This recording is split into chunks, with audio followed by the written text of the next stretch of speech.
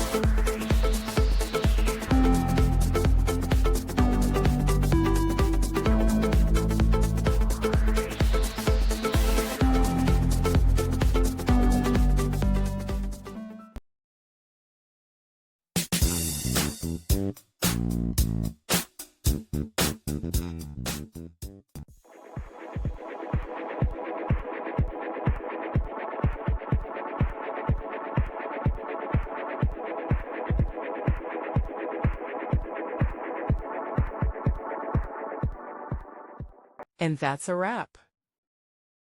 I hope you found the answer you were looking for. If you did, take a second to hit that subscribe button. It really helps out. And let me know in the comments which solution worked best for you. See you next time in the debug zone.